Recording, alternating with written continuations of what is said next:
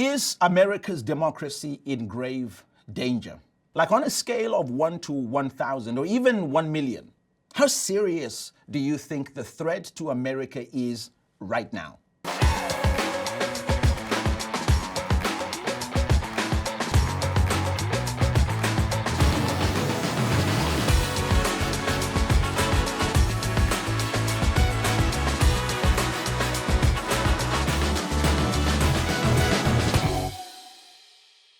If you've been paying attention, your answer will easily max whatever that scale is, and for good reason.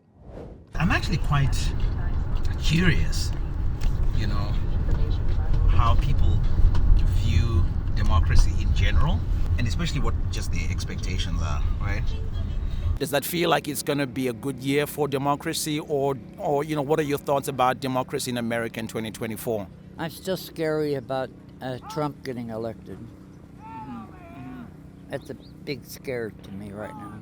I think the reason that democracy has also failed in many cases, similar to those other forms, is it is a great system practiced by imperfect people, which doesn't tend to result in robust discourse. And without robust discourse, democracy fails. Hello, and thanks for watching. This is the Front Lines of Freedom. Our purpose here from this brand new platform is to make everyone understand how serious the threat to democracy is, both here in the United States and around the world. And believe me, I know from personal experience just how dangerous, how alarming, and how insidious these threats are. And though democracy still works here, the threats are not fading, I'm sorry to say. In fact, they are growing even more. Now, most of you may have no idea who I am, and that's okay.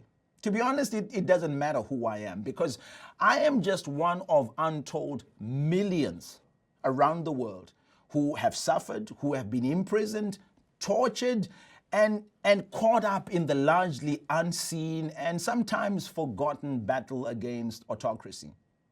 My name is Evan Mawarire, Mawarire, and I'm from Zimbabwe.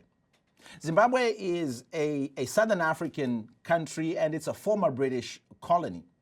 It was ruled for 37 years since its independence in 1980 by a brutal dictator. This is someone whose iron grip on power you may actually have heard of, Robert Mugabe. That's me being arrested in 2017. My crime? Organizing a peaceful protest against Mugabe's regime. And that's me being released from jail again. I'd been granted bail, but then I was blocked from leaving the country. See, that's what dictators do to those who challenge them. Over a 3-year period, I was arrested 8 times. I was confined to a maximum security prison for months, enduring beatings and inhuman treatment that I still find hard to talk about. I was first arrested back in 2016 on a false charge of inciting violence. That charge was later escalated to treason, which meant I was facing 80 years in prison.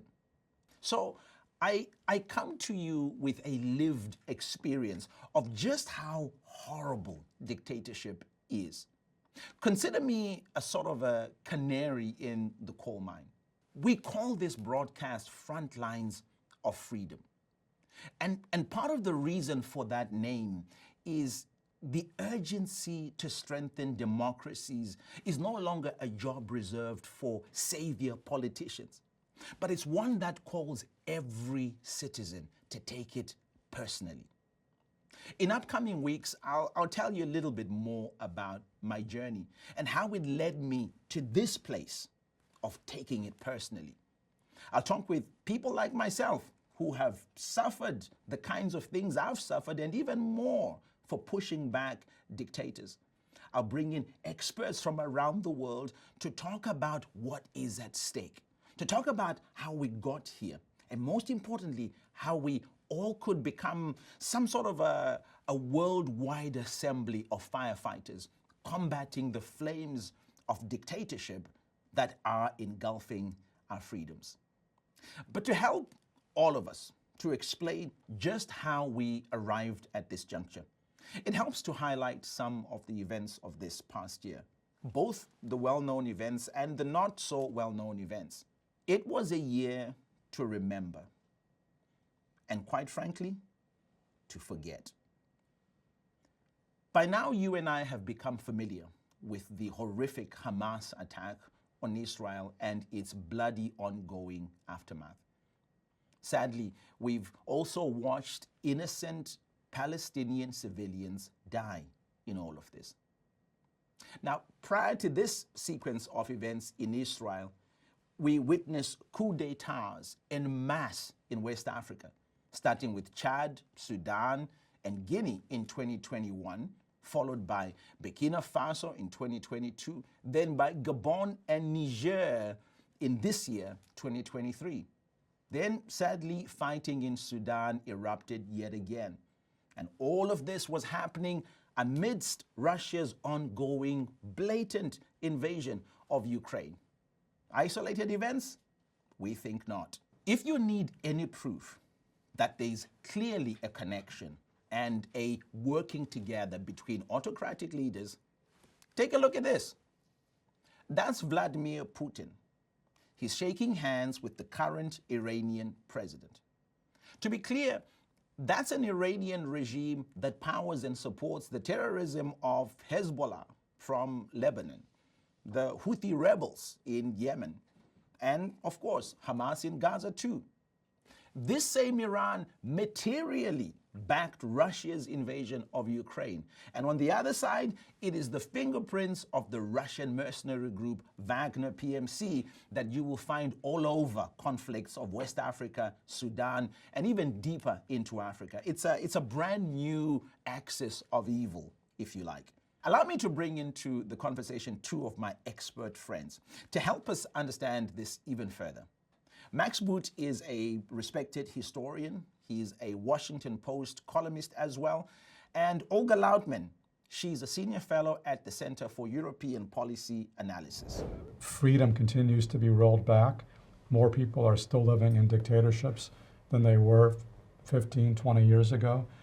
You still see Russia continuing its war of aggression in Ukraine. You still see China, despite some economic struggles, becoming more militarily powerful and threatening to its neighbors. You still see North Korea building up their nuclear and missile programs, and you see Iran continuing to export its ideology, its fanaticism, and its terrorism around the Middle East. None of those trends have stopped, sadly, and now I think we're going to have the real contest to determine the future of freedom in the 21st century. We're going to have it right here in the United States, where Donald Trump is likely to win the Republican presidential nomination, and he is basically promising to roll back American democracy, to take revenge on his enemies, to destroy the independence of the civil service and the military. That's what he is promising. That's not what his opponents are saying. That's what he's saying he's going to do if he takes office. And yet he is running neck and neck with President Biden. So that's a very terrifying prospect because, you know, since 1942, America has been the greatest champion of freedom in the world. And if we are suddenly not on the side of freedom anymore, a lot of people around the world are going to be in big trouble. And now take a listen to Olga. Post October 7th, and just frankly, you know, we've seen this trend continuing. Russia, Iran, and China have been using social media and disinformation and propaganda to move it off, you know, to basically brainwash people off the screen and move them into violent protests. And to sow chaos and division domestically. And you see, even post October 7th, China, Iran and Russia are working to divide each country in Europe and United States. And we need to be extremely vigilant because the only way these autocracies can survive is if we, you know, allow ourselves to be weakened inside our own countries, and that's it. So I think we really need to be vigilant, and we need to make sure everyone understands what is at stake. Here's another of my inspirational friends.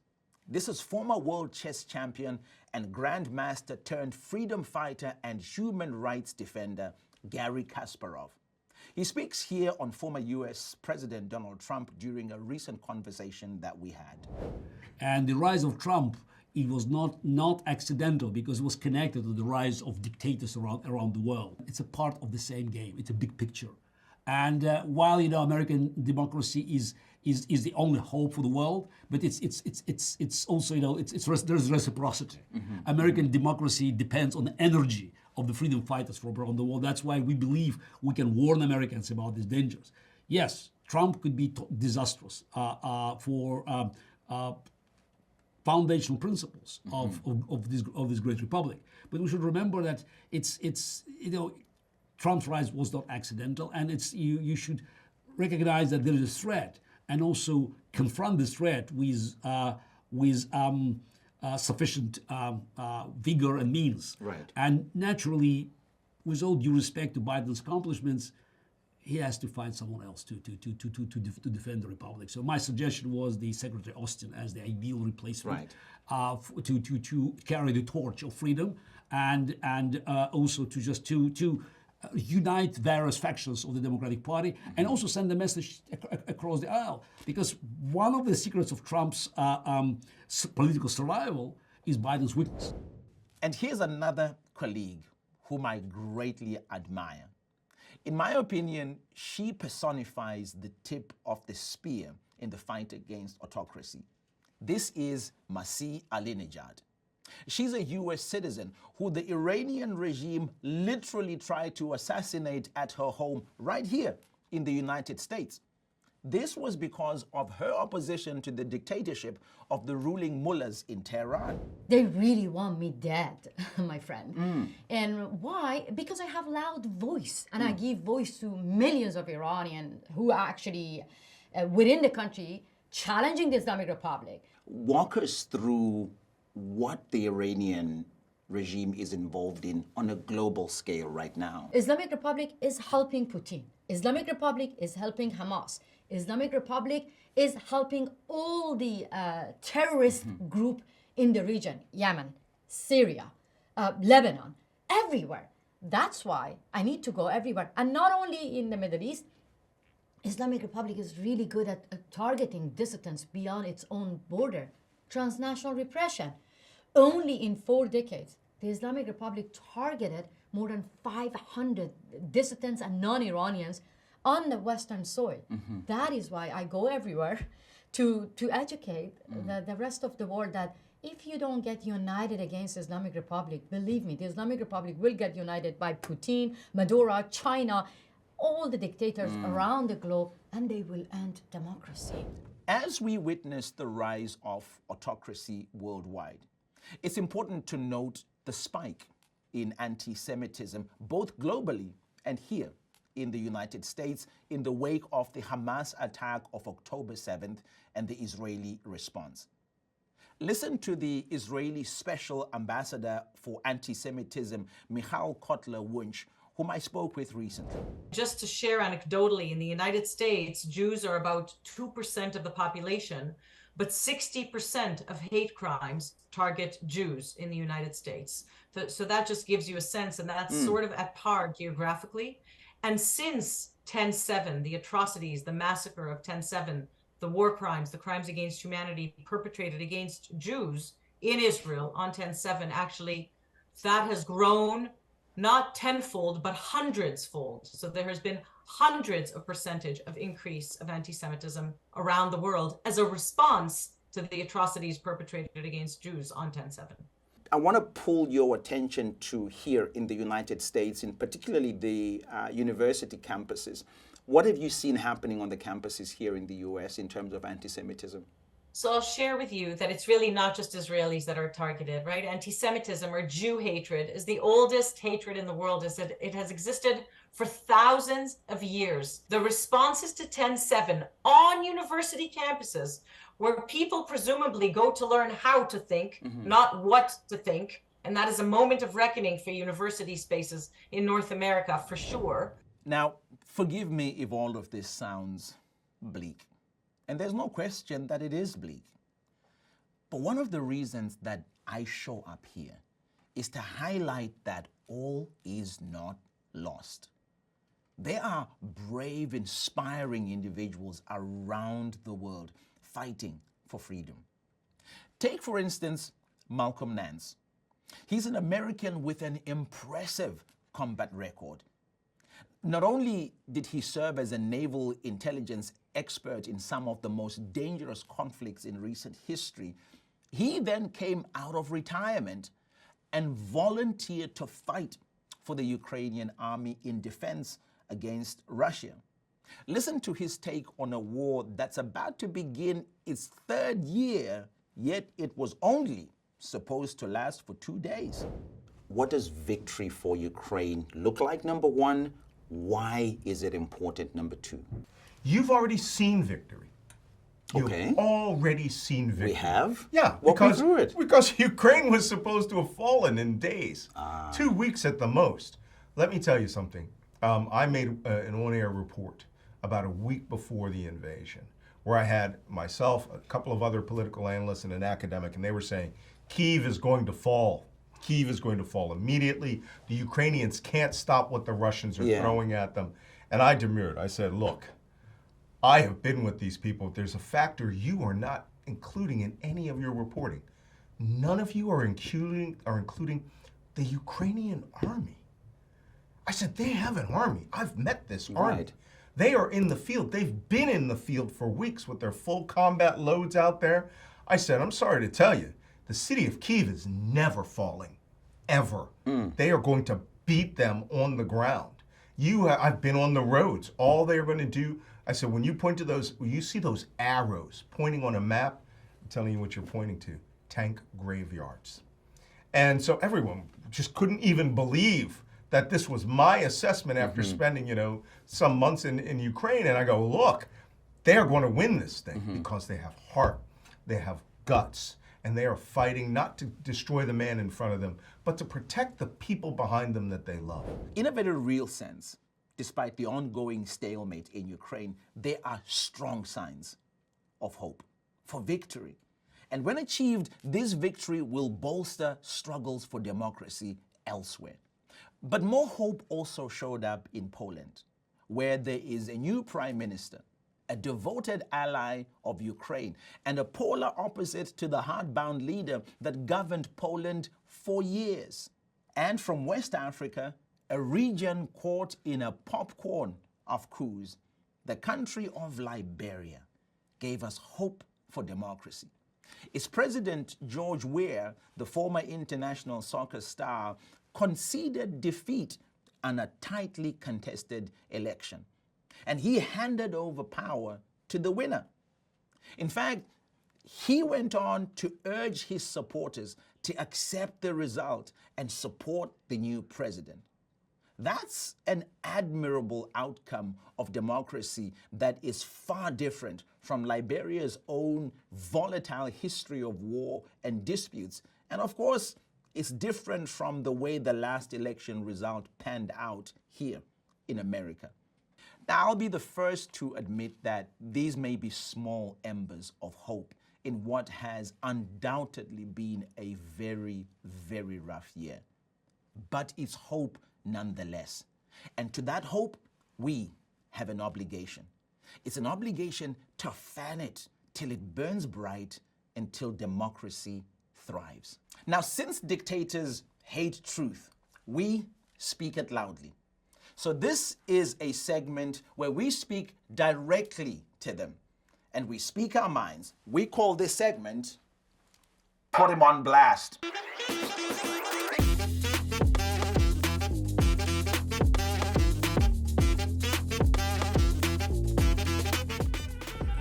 To the dictators of Zimbabwe, Robert Mugabe, even though you're dead, and Emerson Mnangagwa, the current dictator, you have destroyed Zimbabwe. You have taken away the hopes and the dreams of not just one, but many generations. Your greed has destroyed the economy. It is your insatiable desire for power that has destroyed our democracy and taken away the simple freedoms that other people enjoy in other countries. But let me put it to you this way, that in the same way that Zimbabweans stood up and dismantled colonialism, they will stand up and dismantle your dictatorship. Zimbabweans will find the strength, they will find the courage to one day free themselves. That day is coming. The nation of Zimbabwe will be better without you. And that's my blast. So what does all of this mean for America? Quite simply put, it means strengthening democracy here, which still works, by the way. But it cannot be business as usual. The enemies of freedom are hard at work undermining this democracy by dividing her people at home and by driving a wedge between her allies. And so, if this year has taught us anything, it is that democracy and indeed freedom are not guaranteed simply because we've had them for a long time, but because we commit to their true principles for an even longer time to come. 2024 has got to be a better year for democracy. Thanks for watching the Front Lines of Freedom today. I certainly hope that you'll be with us on this journey of ours. Be sure to subscribe and like our YouTube channel and follow us on X, Facebook, Instagram, and TikTok. And let me hasten to say that despite our bleak world right now, I do wish you a much better year ahead than the one that we have barely survived. See you soon.